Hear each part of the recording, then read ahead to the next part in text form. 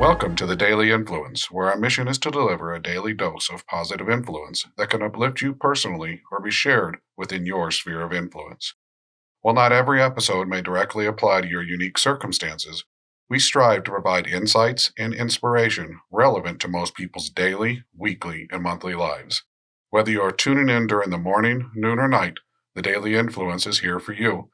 Listen, share, and embrace the power of influence in your life. Welcome to Daily Influence. I'm Gregg-Brooke Koleno. Thank you for joining us for your daily dose of positivity. Today, we have Jill Salzman joining us. She is a dynamic entrepreneur, author, TEDx speaker, and was a podcast host dedicated to inspiring business owners to achieve the extraordinary. She has been recognized as the top 100 champion small business influencer by Forbes and has shared the stage with notable figures such as Richard Branson and Sheryl Sandberg. Jill is the author of the best business book in the world, according to my mom, and an Amazon bestseller, Found It, a field guide for mom entrepreneurs. She also hosted the top-rated business podcast, Why Are We Shouting? Jill, thank you for joining us today. My absolute pleasure. Thank you for having me on. So, Jill, can you share a bit about your background with us and what led you to where you are today? Yeah, it's a crazy, windy, long road to have gotten here. I won't even bother to include that I have an undergraduate degree in biology and a graduate degree in law, and I have not used either to date.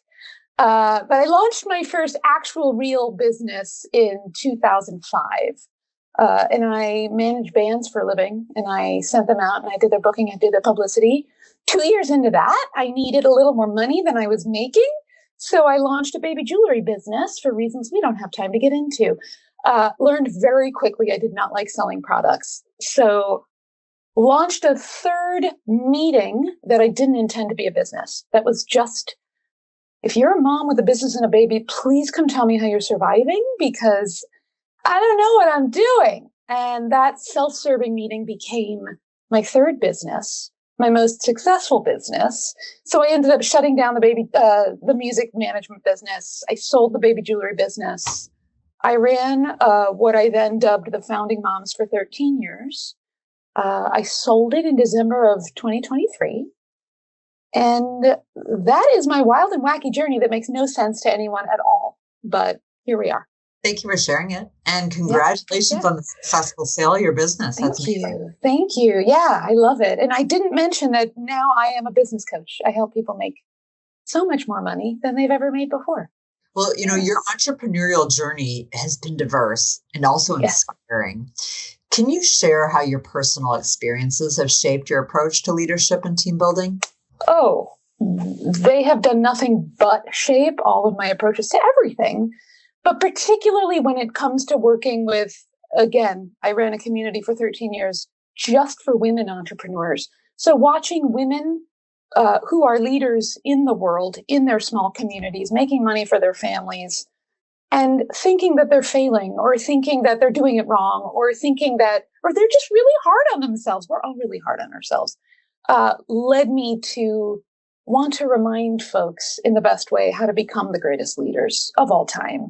And that translates to anywhere you go. So it, for me, was really, really inculcated from working with so many women who are so incredible, but don't know it. And has taught me a lot about making sure folks know what fantastic leaders they are. Not unlike you, Greg. Oh, thank you, Jill. I love it. Of course. As a founder of the Founding Moms, you built a community for mom entrepreneurs. How did your individual vision drive the creation of the platform, and what role did personal initiative play in its ongoing success? Well, it began purely as a self-serving meeting because I was just losing my mind and I needed to meet other people. And I didn't at the time, 13, 14 years ago, know any women who were juggling the business baby thing that we're all so comfortable and familiar talking about now. But at the time, so it began very, very personal to me. I noticed a lot of people had a lot more questions. I wanted answers for them. So I would go gather and garner and advise and suggest and support. And lo and behold, the journey through building a community that's a business, it really is a journey in every sense of the word. And I ended up learning so much from the members that they would guide. They would lead me to the next thing we had to do to develop, to build, to make sense of all of this entrepreneurial stuff.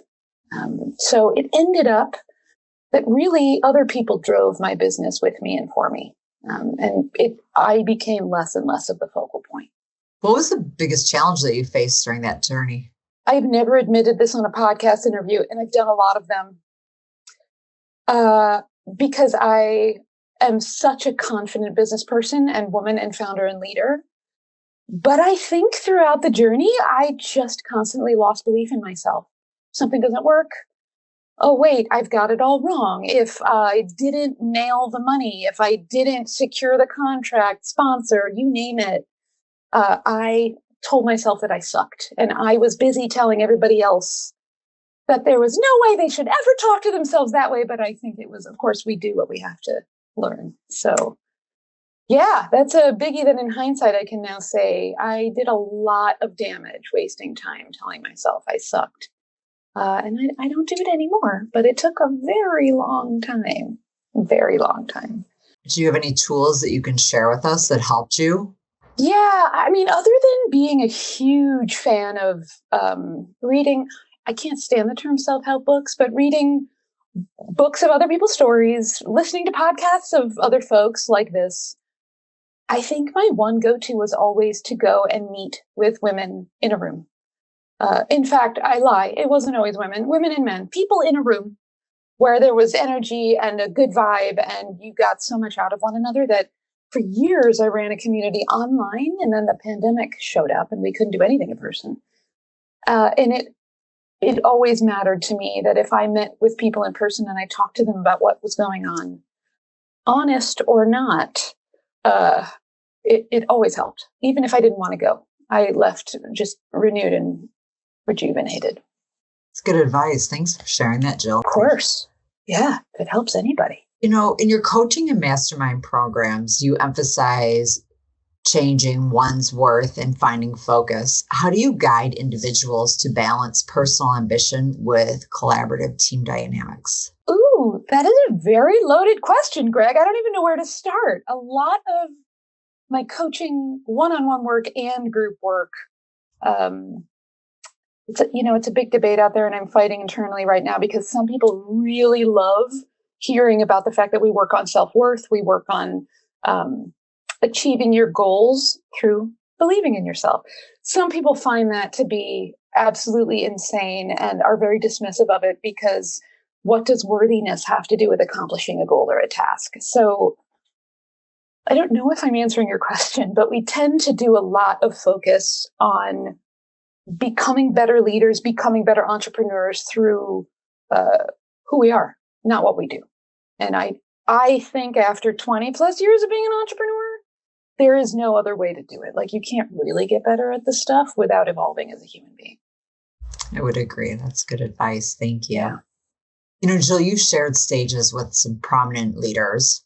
Yeah. Richard Branson, Sheryl Sandberg. Yeah. How have these experiences influenced your perspective on the interplay between individual leadership and effective teamwork? Ooh, I mean, these are some really big names I get to throw around, and they were both wildly impressive. Just to be there, be in their presence, be near them, and also very humanizing because they are just people, and you get to see what they're like off stage and on stage. And so I don't know if it's so much informed the way that I work in teams or in groups, because these were solo speaking gigs and they were also there to do solo speaking gigs. But the advice that each of them has given is just so different that I think my big takeaway is there isn't one way to do it. And I actually can't stand when people ask anybody else for advice on group training stuff, because it's so bespoke to everybody in the room and it's so different for each person. And Richard Branson would lead a group very differently than I would, very differently than Sheryl Sandberg would. So, and I'm sure very differently than you. It's just, yeah, it's too big a question for me that I actually I don't have more of an answer than that. That's all right. Can you share any advice that they gave you? A piece of advice that I learned from Richard Branson is that when you're speaking to an audience in Mexico of Mexicans who don't speak such great English, cracking a lot of sexual innuendos and jokes about sex don't really work in a room like that. That's not something he told me. That's something I had to watch happen.